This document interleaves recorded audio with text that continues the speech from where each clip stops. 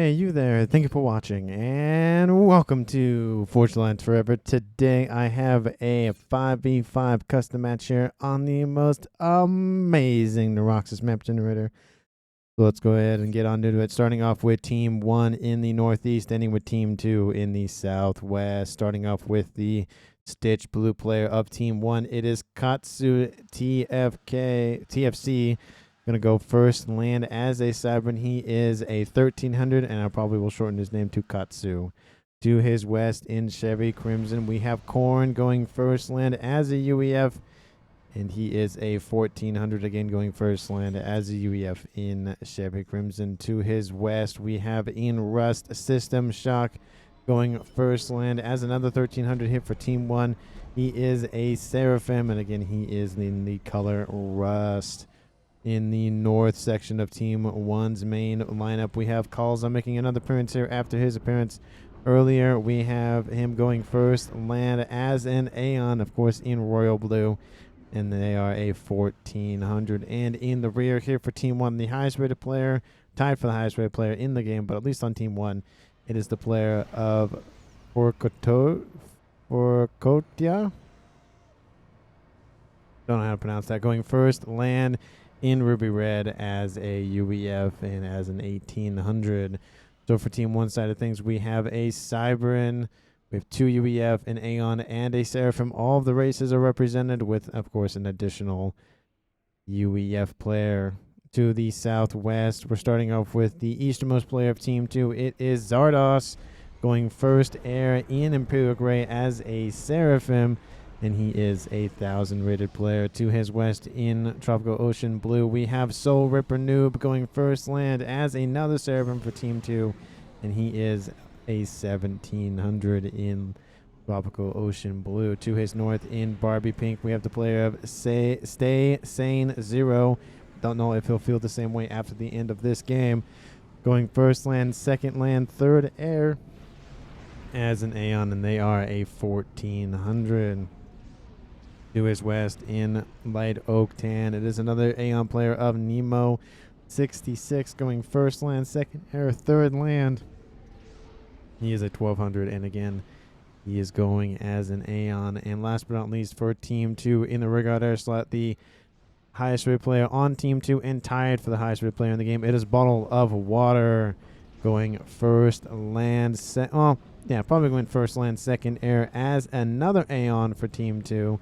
Lots of Aeons for Team 2. He is in Emerald Green, and of course he is an 1800. So for Team 2 side of things, we have 3 Aeon, 2 Seraphim, no UEF, and no Cybrans for Team 2. But we'll see a lot of chickens and a lot of Galactic Colossus here on the experimental land side of things. Let's go ahead and take a look at Reclaim here before the action gets too hot and heavy. We have 11,500 Reclaim here currently on the field.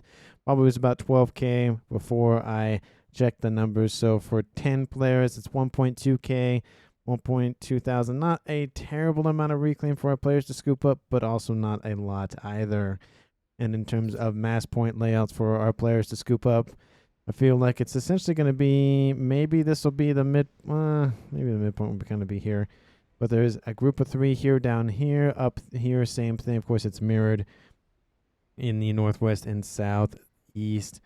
I mean, there's a couple of mechs kind of dotted around the map, but due to the fact that the high density player, the players on Team 1 and Team 2 are pretty well close to one another, I feel like it's going to be a lot of building up some mass FAF farms, building up brass comms, that sort of thing, more than going for expansions. At least later on, that'll be the case. Early on, of course, you want to expand. You want to get as much territory. And as we see by Zardos dropping a couple of engineers down to get this nice tri-mechs position. And it will maybe start to look like, as I mentioned earlier, this will be the front line for Team 1 and Team 2 on the eastern side. And then again, similar thing on the western side. We are seeing a lot of movement here from the comms, at least from Team 1. Team 2 kind of deciding to sit in their bases. Those look like the rearguard air slot of Bottled Water is pushing eastward. But 3 of those 5 comms are staying in the base, while we have actually none of the comms on Team 1 actually in their bases. It's going to be a 3 comm scenario here on the eastern side and a 2 comm scenario here to the western side. Team 2 needs to respond with either a lot of land or the comms need to move. They need to leave and get out and defend those front lines. We do see the comm of Bottled Water again pushing northward. The comm of Stay Sane Zero is approaching that front line. He does look like he has pushed a little bit far forward than his contemporary here to the east. So that will give him a nice little bubble of protection for now. And we even have a drop here from Team 2's player of Soul Ripper Noob. Nice facility up here. A couple of land facilities getting some PD for defense. Units already engaging, and it is 5 minutes currently. We haven't seen comm on comm action as of yet. But at a close to a 20 by 20 map, 18, 17 probably or so, it is going to take a while for those comms to start moving into position to fire at one another. Lots of dropping coming out here from the east from the player of Zardos. He wants to expand that very quickly. We have some units on some patrol roads for Kotoya. I don't know if I'm saying their name right. I think I'm going to call him I don't know what I'm going to call him. Call him Mr. F. Maybe I'll call him Mr. F for short. And Mr. F, again, is going to be able to get a mechs or two. I wouldn't be surprised to see more land facilities, at least kind of dotted around the map to provide nice, quick response here in the eastern section of the map. I would even like to see one just in the rear down here, just as kind of a backup base. But it does look like a snoop is on its way, and that engineer will not be long for this world. Lots of pushing here from Team 2 straight northward. Not a lot of pushing to the east, and this is a golden opportunity for Team 1 to seek a lot of territory. They are starting to seize it by pushing in southward straight, or southwestwardly specifically, going for Zardos's outlying mexes, of course. But it does look like he might start curving eastward to go for this position. Land facilities are being popped up as we speak. We have PD starting to be peripheralated around the map, of course. These units in the east, very, very nice very nice move here from Mr. F. Getting a couple of mexes. I mean, and it only cost a couple of strikers and a snoop. It really didn't cost a whole lot to take out multiple T1 mexes and engineers. Great, great play here by Mr. F in that side of things. We are seeing, again, more movements from the west here for Team 1. They are starting to approach that front line of Team 2. And Team 2, again, has pushed very far forward and has essentially captured the entire northwest corner of the map. You know, both team, well, the corner doesn't really count, but essentially Team 2 had control of both the northwest and the southeast corner, more than 50% of the map in their control. The largest groups of unclaimed mexes, or I guess unclaimed is the word I would use, but not rightfully in the hands of one player or the other mexes.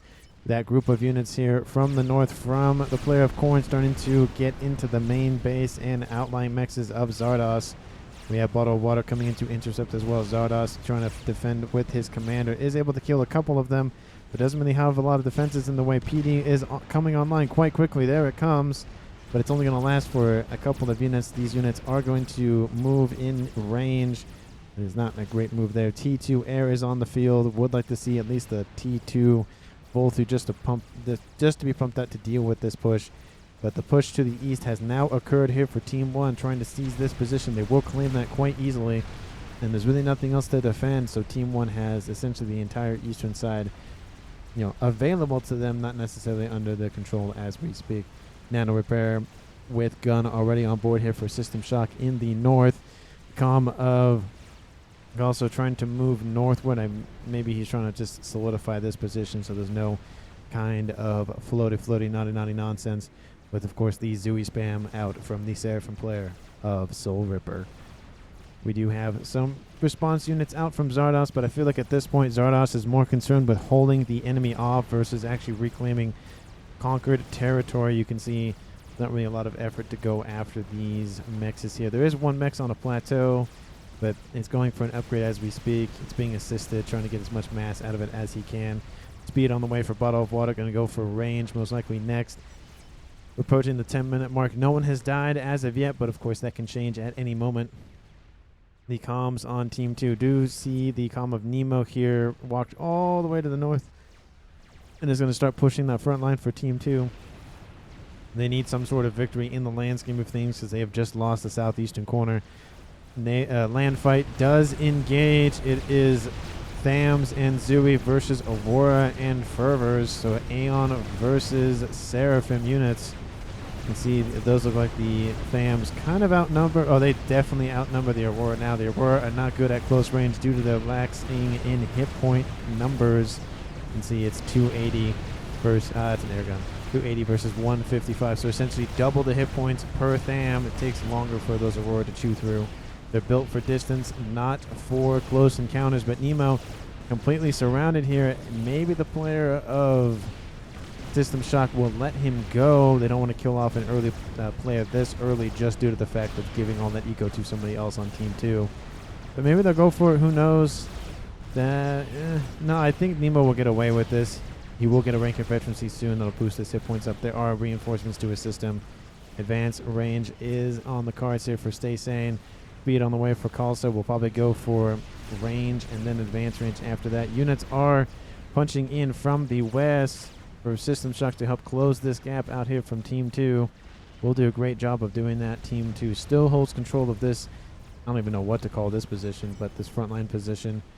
And, of course, Team 2 still holds that northeastern corner. Team 2 really needs to get back in this game. On this eastern side of things, they're starting to lose a lot of momentum.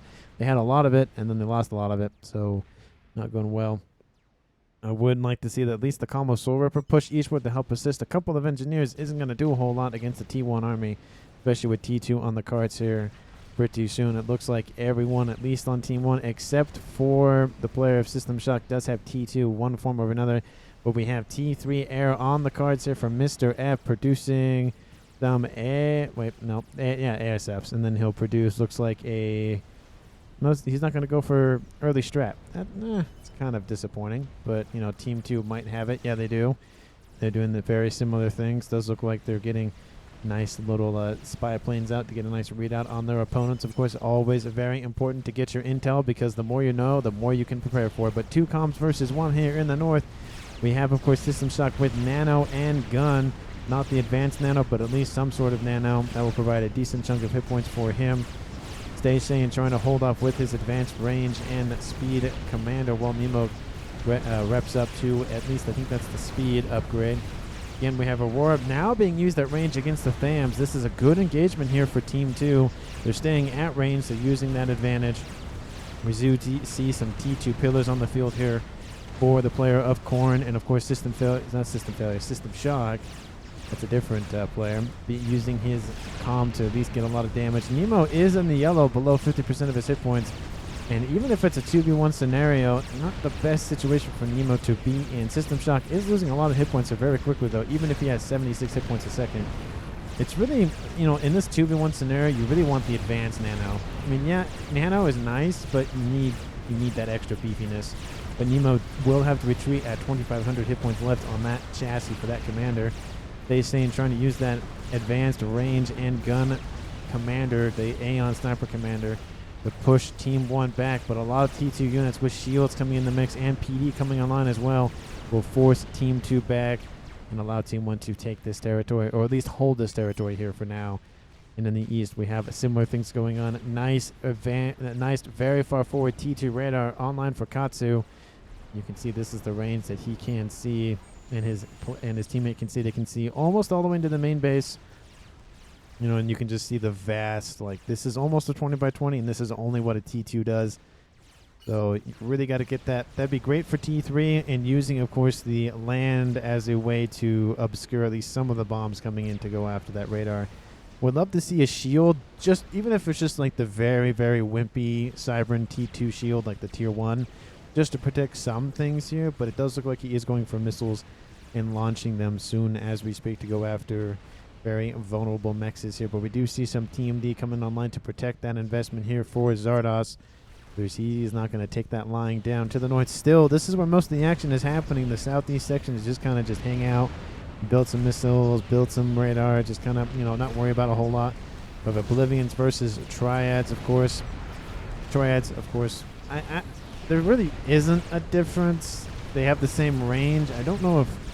I think the Oblivions do more damage, but the Triads fire faster. Yeah, it feels like Triads fire about 2.5 shots before an Oblivion fires again. So that would tell me that Oblivion has more damage per shot, while the Triad is more focused on fire rate. Just the Cerberus turret for the, fire rate is not everything. Of course, the units here on the front line being whittled down. We see some blazes here for Stashane and Nemo. He is below, let's see, 30% of his hit points there. He needs to watch out. Thams rush in to go after these blazes. Blazes don't really have good DPS. Of course, they are T2, so they have a lot of hit points.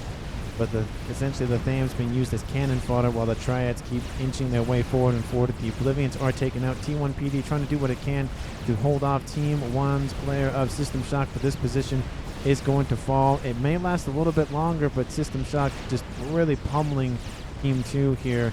Nemo is falling below 3,000 hit points. Does look like nice overcharge, gets 2 blazes and that calm almost below 2,000 hit points. Stay sane, trying to do what he can, but this calm is suffering now, constantly being thrown plasma.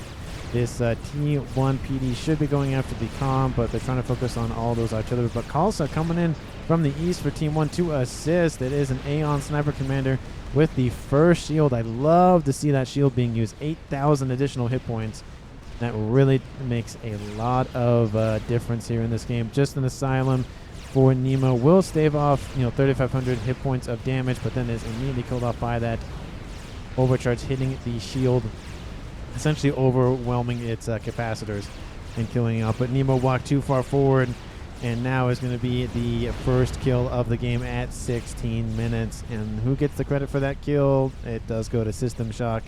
It is now a 5v4 in favor of Team 1. But oh no, what's this? Stay-Sane is under threat as well. System Shock, maybe he'll go for the calm. Looks like Stay-Sane might be able to get out of there in time. Shields are inbound to assist. Will he make it? Will System Shock just push in to kill a second commander here for Team 2? Shields moving in to intercept those shots. But it does look like System Shock does not care. He's going to go for that second kill. And he will get it here at 16.5 minutes. Good job here for System Shock committing to it. Again, the only downside with this is it puts more resources in, not smaller hands, but puts more resources in fewer hands for Team 2. Essentially, it does look like everything will be transferred over to Bottle of Water. It is now a 5v4. It was 5v5 at 15 minutes. And now at 16.5 minutes, it is a 5v3 in favor of Team 1. And so it does look like Bottle of Water shares his newly acquired assets with his teammate of Soul Ripper. Each comm now on 2 bases. Both comms have T3 air. I would not be surprised to see T3 land here pretty soon. At least one is going for T3. Actually, all the remaining players on Team 2 have T3 air. Team 1 needs to start thinking about that because they only have 1 player so far, and if Team 2 wants to do strap bomber rushes or gunship rushes or whatever the case may be, they need the ASF and the AA to deal with that kind of move. And it does look like we have System Shock going to start curving northward, avoiding the wall emplacement up here and going after vital resources and facilities. These are T2, of course, and they're not producing anything, and I don't think they will. I think System Shock is just going to enjoy the veterancy. He is at 4-star commander, so I think he only needs... There it goes. He does go over to 5. He needs to go just slightly above 10,000 to get the 5th star for that. So he has a lot of hit points, 20,000 with 100 hit points a second, and that's just with the regular nano, not the advanced nano, and that will scale up very quickly for him. Be very, very beefy. Artillery position here to the east, pummeling the resourcing options here for Zardos in the east. He does have a nice fire base starting to be built, but again, due to the difference in altitude, these T2 Utashalas really can't do a lot, even if they are in range. And you can take a look at the range on these things. You can see it is the shield emitter is in range, but due to the fact that it is a line of sight weapon, essentially, it doesn't really work. It doesn't arc over the plateau. So Team 2 has a nice nice fire base for these kind of encounters, but not so much for these kinds of encounters. It does look like Team 2 is going to focus a lot more on defense because they are down 2 players. They're either going to go for game ender or they're going to go for snipes just to even the odds.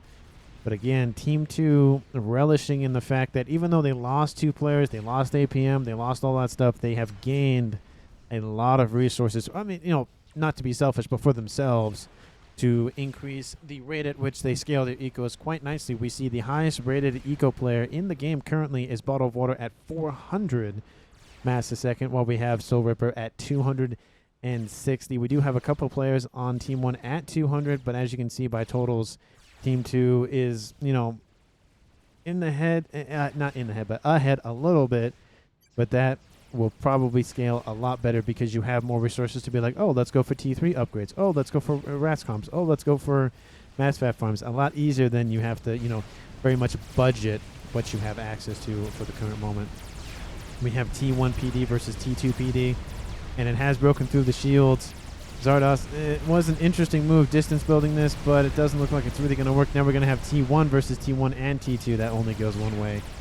And we have Cerberus turrets, again, doing the same thing. The line of sight weapons, the direct fire weapons, which essentially means they don't curve, you know, they don't lob, they go in a straight line. And so both of these are not what you want to use on this eastern side. You want to use the artillery because it can lob over things instead of straight at something. The difference between a mortar and a sniper rifle, the sniper rifle can't really go up and down. That's what the mortar is for. The sniper rifle is used for straight on attacks. We do see a lot of T3 land facilities here for Team 1, so they're going to commit more to land, which isn't a bad thing because they've gained a lot of territory here in the north, and it does look like a lot of T1 and T2 as combat scouts / assault bots here. The Ilchi's starting to just proliferate or start to mix in with System Shock's position. We do see him making an effort to shield and protect his commander while he goes for that upgrade. A couple of blazes and armigers are in the area, but of course System Shock does have the ability to overcharge. I wouldn't charge this position with those units at the current time. I'd wait a little bit longer, just maybe in 80%. He's maybe thinking if I can hold them off long enough, I'll have more defenses, I'll have more hit points and build some Utashalas. That's probably what he's thinking, but he should just consolidate around his commander, then build a shield and go from there. He can use the shield to shield his units and himself while he builds other units, or sorry, any structures. But it does look like Team 2 starting to favor air. You can see the numbers, you know, just without even looking into the exact numbers. It's starting to just look like Team 2 has the better side of things, especially with another player getting into the air. And there goes that engagement I was talking about earlier. He's going for Utashalas first. I would love to see the shields build just to protect these Ilshis. Of course, we talked about Ilshis in the last video. They are the other T.2 unit in the game other than the Obsidian tanks. Obsidians are very beefy, and, you know, Ilshis are very scary with how fast they fire, how much damage they do. And they're not all that expensive when you think about it, when you do the math. So really, they're just a great unit. I cannot talk more about them. Their funky design, you know, they essentially look like they walk backwards. But, you know, it's fine. You know, just because you look weird, just because, you know, don't judge a book by its cover and that whole saying and whatnot. We have approached over the 20-minute mark. We have 2 players down only on Team 2. Let me know down in the comments, who do you think is going to currently win? Team 1 is actually getting up in the eco side of things now that they're upgrading the mexes they've expanded to. But Team 2 has, you know, the entire western side under their control for the most part. There is a comm really out of position here for Team 1, so there could be a nice snipe opportunity. And, of course, you know, a game ender, a nuke, something could just change the game. So, again, let me know down in the comments who you think is going to currently win. And, again, hit that like button and subscribe if you haven't done so already. We have a group of Titans pushing in from Team 1's player of Corn, going after probably the mexes. We do have a chicken nearby. And all that has to do is go, oh, I could just go that way. And that's probably maybe what he's going to do. No, he's not. Looks like the Titans will get in going after the... There are some Harbingers in defense, and there are a couple of PD being spammed up as we speak. So the Titans aren't going to get that much work done. They'll get, I think, 2 or 3 mexes, and that's really about it. So I don't think that's really worth the mass cost of the units. What is it? 300 per Titan. So, oh, they got a third one. Okay, maybe it's starting to be worth it a little more. If they can get the T3, that would be definitely worth it here in this regard. But they are coming in range of PD, so they got to watch out for that. And there goes the hit points on to that T3 mechs. The Hyalothoth? Don't know how to say that. There is a chicken to the east here being pummeled by artillery by Team 1. Will they get the mechs? They're trying to avoid the fire from the PD nearby.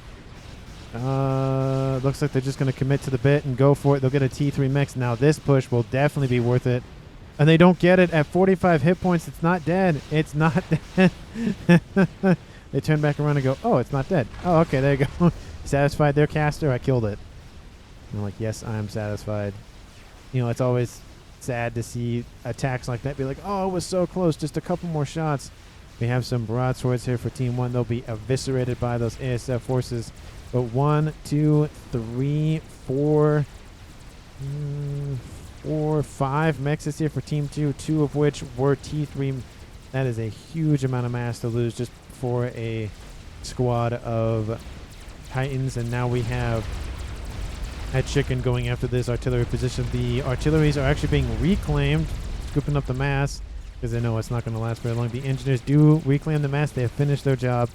They can go home to their creator, which will provide them some rest from their labors in the fields and whatnot. And to the north, we have attacks here from Team 2 trying to just solidify again this western side.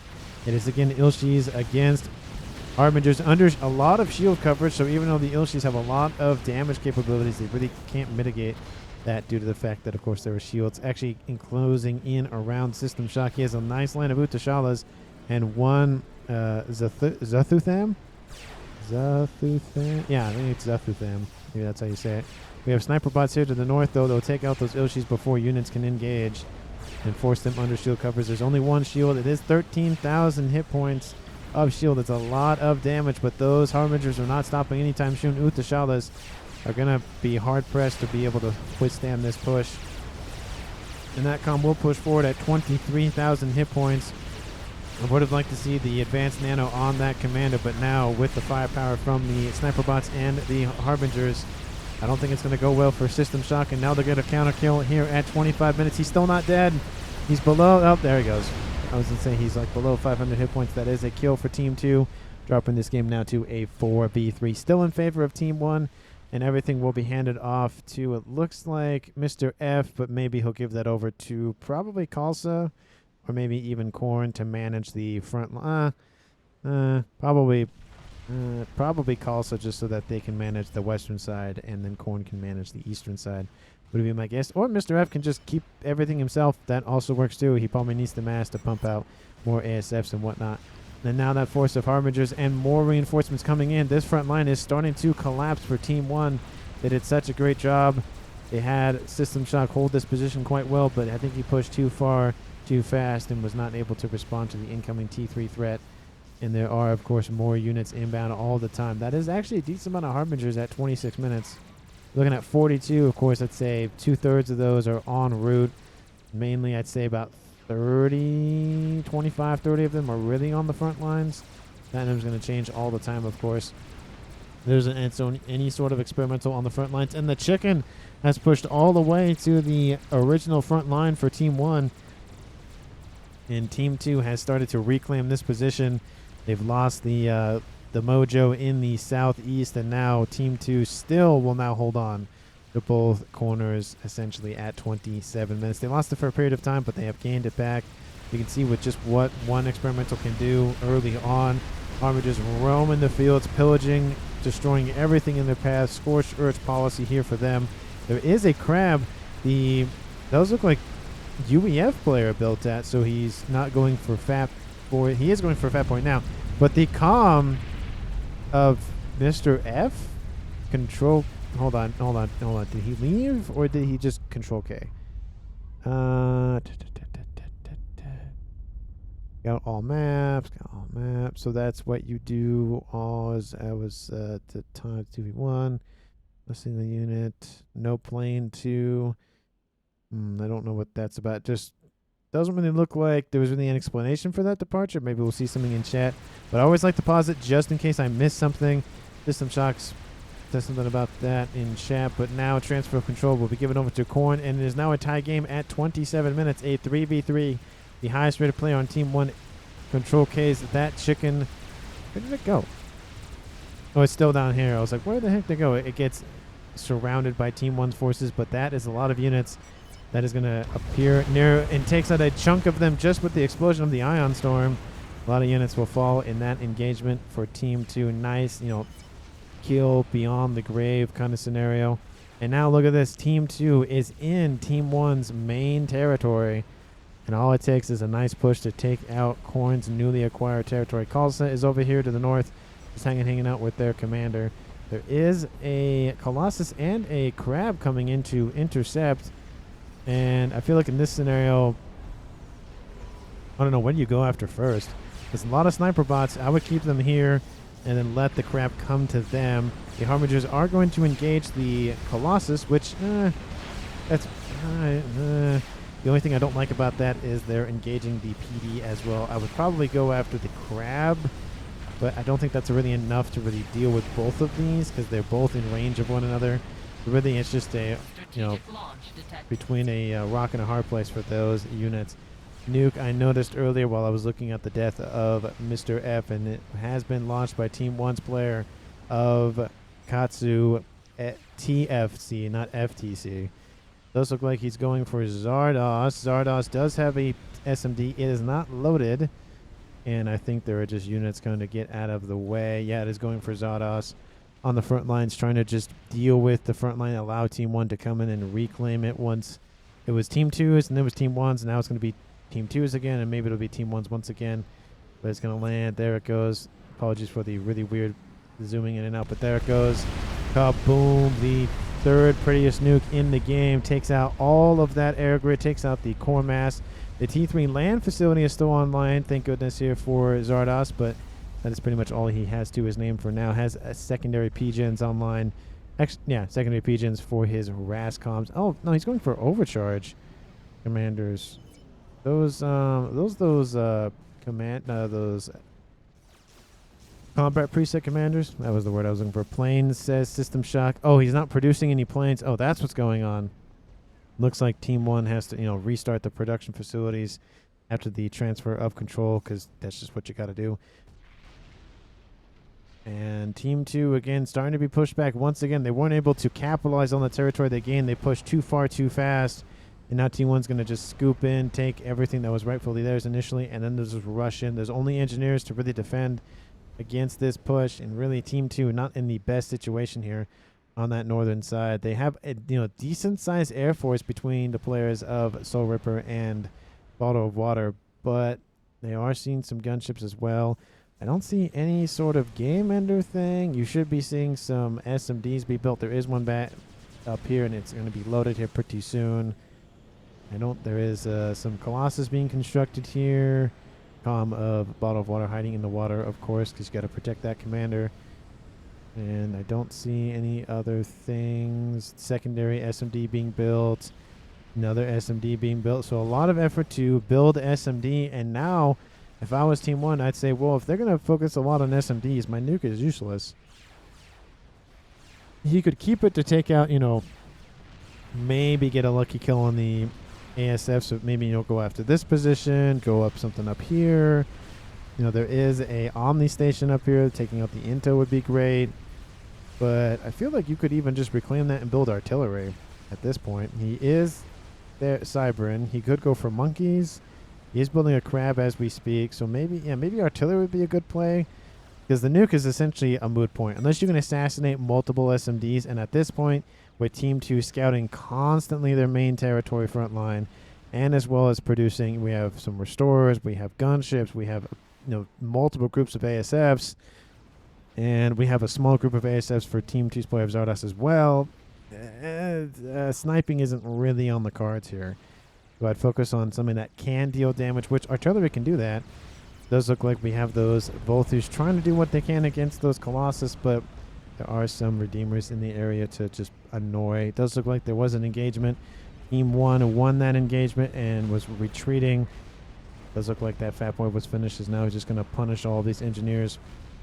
And I wouldn't be surprised to see all those ASFs engaged. There is 200 for Team 2, while we have 260 just for the... Actually, no, it's more than that. All right, 300 for Team 2's player of Bottle of Water, and then an additional 100, so 400, and then probably like a handful. Rosada's probably like 15. Yeah, well, look at that. Exactly 15. Look at that. So, you could just go straight in and kill all the ASF. There isn't a lot of AA in the area as well, so you would essentially win that fight. It'd be on Team 1's territory, all of the mass that would drop out of the sky, but you would essentially gain dominance immediately. So I feel like that might be an interesting play. Maybe try to use the gunships as bait to bring them a little bit further away from the front line. But essentially, Team 2, I would love to see somebody have full control, at least of the ASFs, and then have them move in as one. But of course, sometimes it's nice to have players have their own set of air forces, but it also is nice to have, the air player have control over the majority of them as well. We see a chicken, we see a colossus, we see a crab, we see a fat boy. All we need is, actually, that's every... I'll take one of everything, essentially. We have a fat boy, and we have a crab, chicken, and yeah, that's one of each faction. Experimental, land experimental. Of course, the colossus, not the colossus, the crab and the monkey. The Cyberns have 2 lands, and I don't count the Scathus because that's artillery. Technically, it is a 3rd land experimental, but I don't count it because it's artillery. Even though it's mobile, I still don't count it. And then, yeah, because everything else is a structure, at least in terms of land. So yeah, these almost all of the land experimentals in one place. We have the Volthus targeting the Redeemers. Love that choice here by Soul Ripper, trying to take out the air pressure first, then go after everything else. Again, I think he's trying to bait the ASFs in, and maybe this will do it. Gunships do retreat. ASFs aren't going in. Korn knows better. He knows that Team 2 outnumbers him essentially 2-1, if not close to 3-1. So he really has to wait for the right moment. And it'd be very bad if Team 1 builds a donut. But we already have a Scathus under construction here for Korn. He knows he's kind of just not in the great position for later on, so he decides, well, we'll just try to end the game and just be done with it. If that was his idea, not his idea, if that was his thinking, that is a great mindset. He can control air for now because he has a lot of them just kind of hanging out. And so his other teammates can focus on land. We see a pusher to the south there by Team 1 going with a Monkey Lord, actually, and a Megalith. So that's a lot of mass devoted. The ASFs are going to be drawn away. They're still trying to just hide behind those gunships. Team 1 could do a very interesting position, or a very interesting job. And instead of, just trying to just bait Team 1 in, I was just about to say you could see just some some SAM Sipes starting to just kind of run around the map here just to deal with these gunships and take away Team 2 is essentially just like, look, we have a carrot on a stick. Come on, take the carrot. Come on, take the carrot. Team 1's like, no, I don't want the carrot. I want a, I don't know what else pigs, well, I mean, pigs would want essentially anything, but maybe not a carrot. Broccoli, bell peppers, I don't know, something. But a large group of T3 restorers targeting the AA around these experimentals. Once those are gone, Team 1 has no defense from the air. But of course, that's not the main objective. It looks like the SMDs are the main objective. Team 1 kept its nuke launcher and has none loaded, but almost has one loaded. That's almost as better than having one because, eventually when all the SMDs are gone, there won't be really a need to rush it for now. But they're just going straight for this position, it looks like, going after this, nicely defendable position of SMDs. But here come the gunships, and even though they're restorers, they still do a lot of damage in large numbers. Of course, 1,000 of anything can kill anything. It's just how the game works. Unless you have a nuke, then you kill the 1,000 things. 1,000 things can essentially kill one thing. But now they're targeting all the bricks. The slowest moving unit is going to be last. We have gunships back here dealing the damage for those. The bricks just getting chewed up by these restorers. That is the awesome power, of course, of gunships in this game. Is when you have a lot of them, it's essentially just the delete key and just deleting stuff off the map. Especially when you have broadswords, that's just like Control Alt Delete, just not for yourself. Just don't do that right now because you'll almost close your computer. And I remember the days when you had those COD players, and they'd play with people on Xbox, and you could say Xbox shut down, or they'd have their tag as Xbox shut down, and with the Connect, the voice commands, you could actually trick a player into shutting down their own Xbox, which is a very interesting troll mechanic that doesn't really happen anymore because no one really uses the Connect anymore, to be fair. So that doesn't really exist. But back in the day when Connect was a big thing, it was funny to watch those plays. She'd be like, Xbox turn off, and what? No, I didn't mean to. And then it shuts down. Great little fun back in the day. Kind of tells you how old I am. Not super how old I am. It's kind of in the range of when I was playing COD and when I was playing, at least COD multiplayer. I played zombies and stuff a lot further into my COD career or first-person shooter career, but that was more about I just like to do the Easter eggs for COD zombies, and so that was always fun to me. But going after multiplayer, not really that much as I got older. But both these, they're gonna get it. They will. They won't get it. A 1,700 hit point left. Colossus is still alive. No additional hit points. No veterancy, of course. So it is 100,000 hit points, almost to the dot. It still bugs me that it's not 100,000 even. It is 99,999. Very annoying. But we have two Colossus with a horde of support to the west.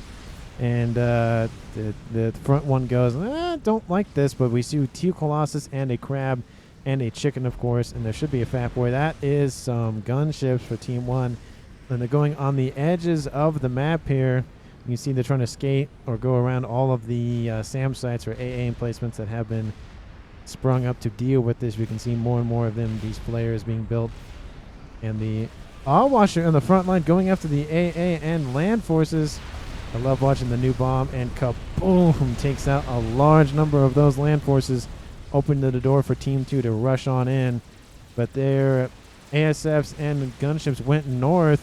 I don't know where these gunships are going, but they're targeting whatever's in their wake. The ASFs have to engage.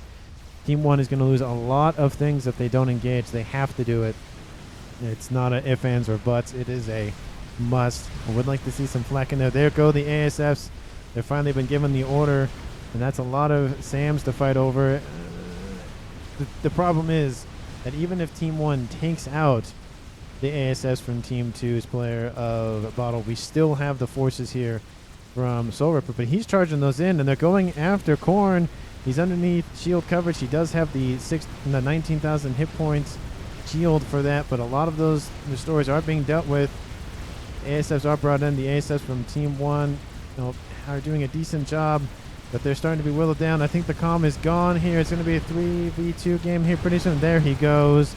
All those gunships have been taken out. The Washer comes in, gets destroyed, takes out a couple facilities, that's it.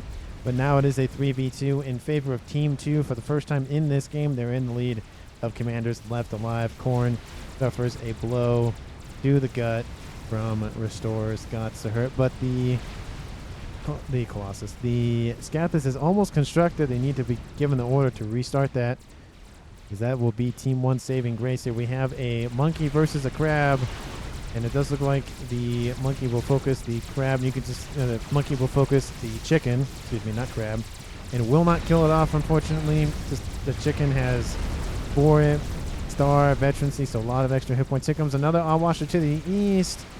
It's going after the core mass, I guess, or this section of mass. There it goes. Takes out 3 T3 Pigeons. Nice group. No, sorry, three T3 Mechs. And will it get away? Will it get away? No, it will not. So both of the Washers have been felled. Their wings have been clipped. And now you can see, look at this vast emptiness here on the eastern side. It's all blue on the northern side here for Team 1. Either be Stitch Blue or Royal Blue. But Nuke here for Team 1 is going to be used for defense. That Nuke is going to miss and probably just actually land on top of that Colossus. That is a wasted Nuke here, folks. That has got to just, I hate to see it. That chicken will, no, still 15,000 hit points. It'll be fine. It's going to just nuke the mass, essentially. That's about it. There goes the mass. It was once there, and now it's gone. It would have been better to just send it over here. The 4 Colossi have actually stopped moving. And we have 3 Colossi with a Fat Boy and a Crab. The Colossus are going after the Crab. The Crab is not looking so good, with a lot of these T2 Asylums on the station to protect units on the ground. Harbingers for support. The Ion Storm kind of nicking one of his teammates. The first Colossus for Team 1 is down. The first Colossus and second one will fall pretty soon. It's 4 beams here. There it goes. First one and second one are down. Second one for Team 1 are down. More groups of restorers coming in. It is 41 minutes in. This game lasts a little bit under an hour, but the artillery is now firing for this Scathis. And here it's coming in, and it is not looking good here for Team 2. How's their shields looking? Looking pretty good. This facility not shielded at all. Needs to work on that. Or should need more shielding. Does Team 1 have anything else? They might lose it on the ground here if they're not too careful. They have the advantage with the Scathis, but they need more AA. They need more ground units to deal with this pressure. Lots of engineers coming on the station to scoop up that reclaim. Another Awe Washer just kind of hanging out of reach of that, AA range. And a huge section of that air grid goes down. Rascom's dying by the ones, not the tens, because there's really not that many on the field currently. And there, another volley inbound. The nice destruction. Love to see the cascade. There it goes. Taking out more and more structures. It's got to hurt. Next volley is inbound. We have the chicken to the east. It's almost dead. And this nuke is under threat. There are no defenses online in the eastern side. It's a huge oversight. The nuke is going to die. Launch the nuke. You got to launch it. There it goes. No, is it launching? No, it's not. Oh, that's so disappointing. A nuke will die without being fired. Oh, no. Oh, there it goes. That's just got to hurt. Even if it was just fired in front of itself, it would have done something. Cerberus turrets trying to alleviate the pressure coming off of these chickens. The chicken does start to face from Fat Boy fire, and we have more Ravagers spammed up to protect the Scathis. This is Team 1's essentially victory plan, but the Awe Washer comes in. The shields will be a little bit too strong for the first bomb, but it is not looking good. There goes the chicken, and it's not the scat. It's not even firing, and lands without a whisper, and that has got to hurt. That is a wasted. Wow, my brain fried for a second. Awe Washer, there it goes. I was like, where? My brain's not working. There it goes. That is a wasted Awe Washer. Chicken still pummeling this eastern side. Team 1's going to lose their air grid here. It is not looking good. Fat Boy trying to chase him as we speak. And gunships, not bolters, but T3 restorers are inbound. That does not look good. And let me just slow that down so everybody can get let me get a nice little view on that incoming threat from those gunships. They're going after the Scathis. A line of not Mechs, hives trying to just spam up as much shielding as they can. It's not looking good. The Scathis has lost its shielding for the most part, and there it goes. It is going to die here pretty soon, and there goes the explosion. That has got to suck. That is a game ender felled to gunship push, and there goes that chicken. And even if the chicken sits in the middle of that air grid, it's going to take a serious number of pigeons and other structures with it, so it's just got to hurt. Team 1 has suffered on the eastern side. They lost the nuke that was in the silo. They've won the battle to the west, but there's a lot of damage still. More and more Colossus for both teams incoming. Team 2, in terms of eco, they're sitting at 2.7 thousand mass versus 1.3. I probably would assume maybe 1.6 before this huge push, but still essentially a 3-2 advantage for Team 2. Definitely makes up for it. And just look at the, they've lost another ball of restorers, and it's being built up quite quickly.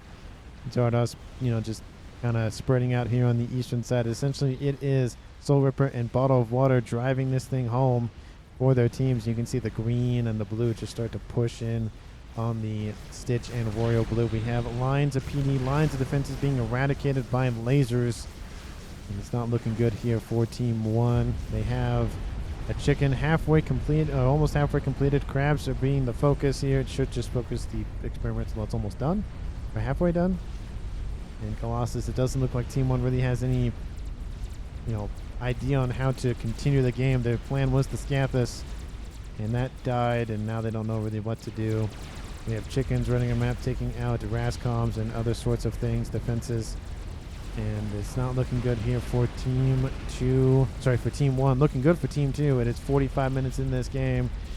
I don't see any sort of game ender on the southern section of things. I see, obviously the experimentals and whatnot. There is a salvation, not a game ender, as a single entity, as like 3 or 4. Nah, I can see that.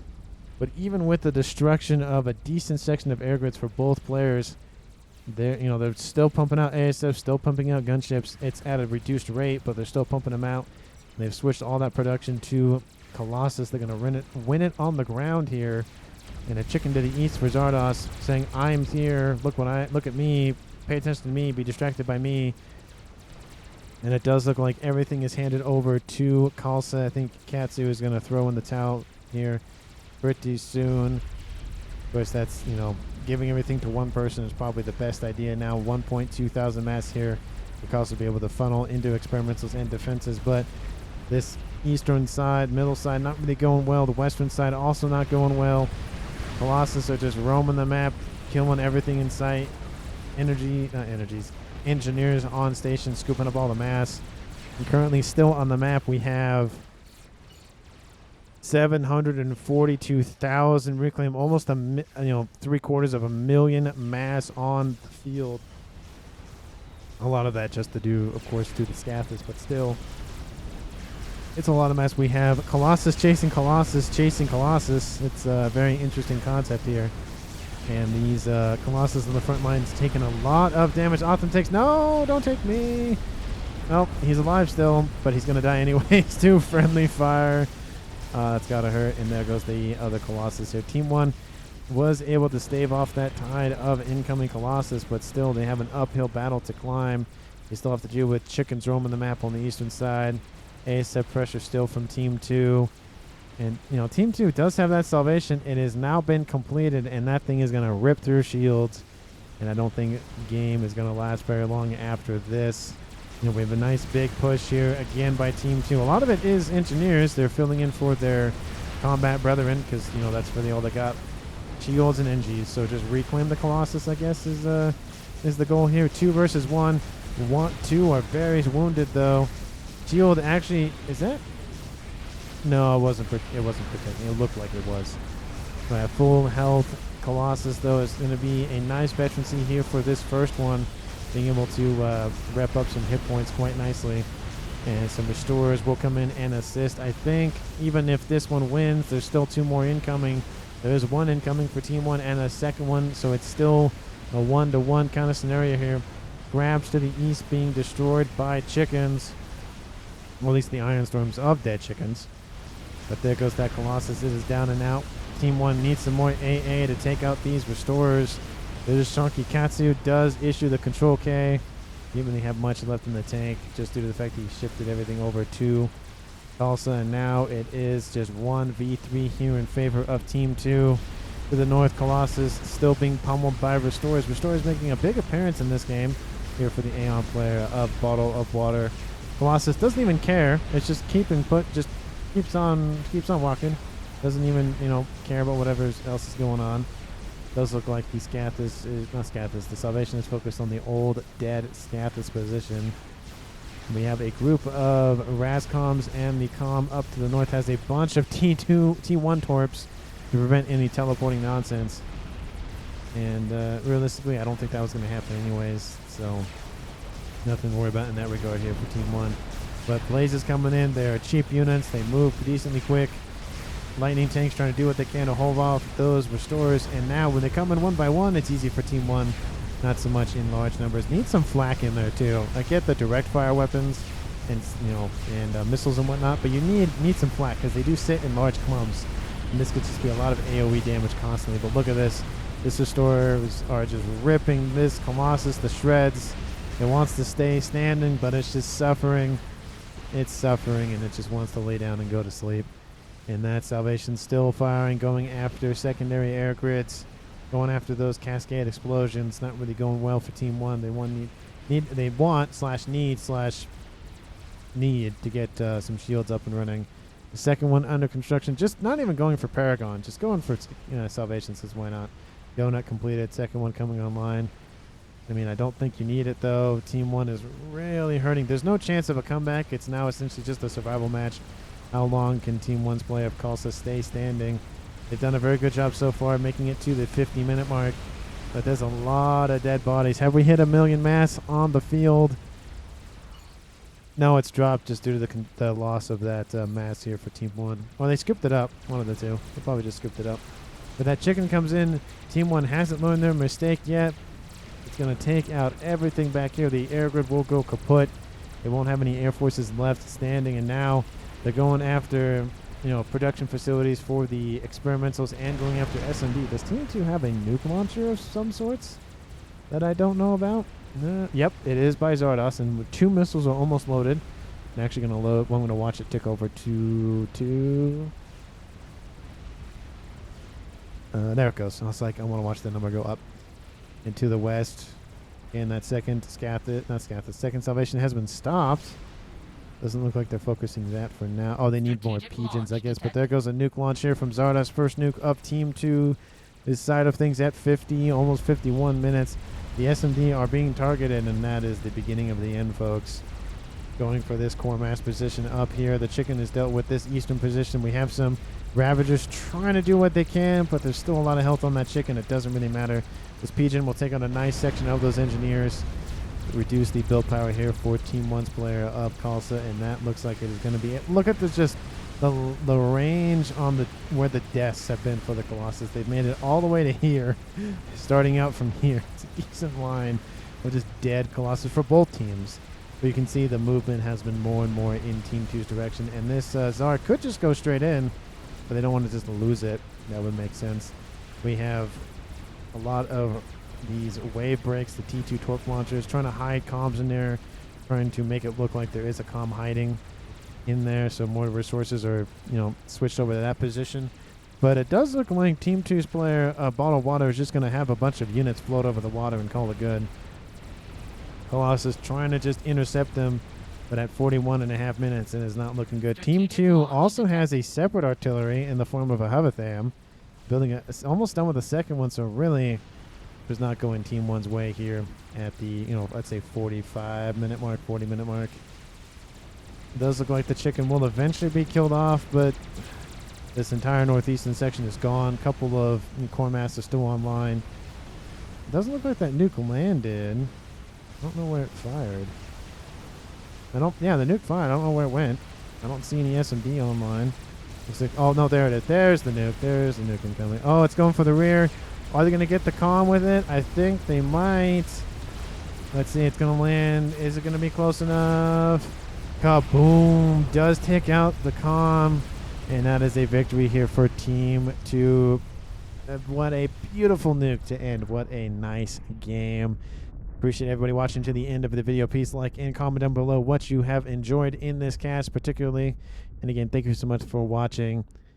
And in terms of MVP, MUP, whatever the highlight player of the game, I feel like, the 1800 rated player of Bottle of Water did a very good job. Same with Soul Ripper.